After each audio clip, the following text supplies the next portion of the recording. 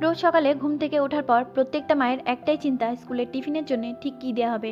আর তাই বাচ্চাদের টিফিনের জন্য আজ বানালাম গাজর, ক্যাপসিকাম, পেঁয়াজ আর ডিম দিয়ে মোগলাই পরোটার মতো একটি সুস্বাদু ও স্বাস্থ্যকর রেসিপি।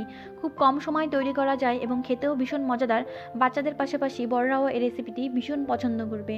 আপনারাও বাড়িতে একবার ট্রাই করে দেখুন এবং কেমন লাগলো অবশ্যই কমেন্ট করে জানান। তো সবার প্রথমে আমি নিয়ে নিয়েছিলাম এখানে কিছুটা ময়দা। আপনারা এখানে এই রেসিপিটির জন্য আটার ব্যবহার করতে পারেন। তো ময়দার মধ্যে আমি দিয়ে দিয়েছিলাম অল্প একটু লবণ আর রিফাইন তেল, যেগুলো দিয়ে বেশ খানিকক্ষণ ধরে ময়াম দিয়ে নিয়েছিলাম, যাতে করে হাত দিয়ে মুঠো করলে দলা পেকে আসে। এবার ওই ময়দার মধ্যে আমি দিয়ে দিয়েছিলাম কিছুটা জল, যেগুলো দিয়ে খানিকক্ষণ ধরে মাখিয়ে আমি একটা ডো তৈরি করে নিয়েছিলাম।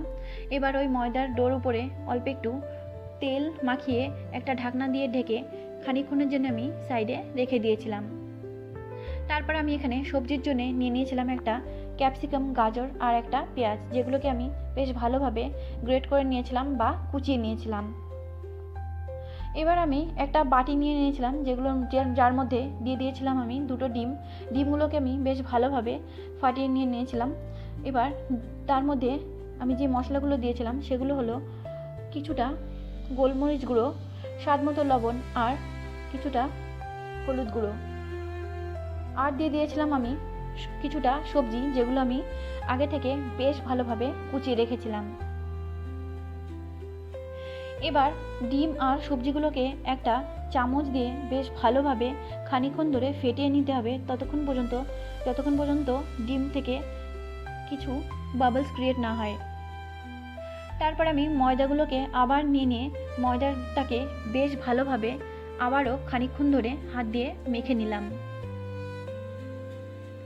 এবার ময়দাগুলো থেকে আমি লেচি কেটে নিয়ে একটা বেলন নিয়ে লেচিগুলোকে বেলনের উপরে রেখে ভালোভাবে গোল করে নিয়ে তার উপরে অল্প একটু ময়দা ছিটিয়ে দিয়ে আমি ভালোভাবে ময়দার রুটি বা পরোটা বানিয়ে নিয়েছিলাম।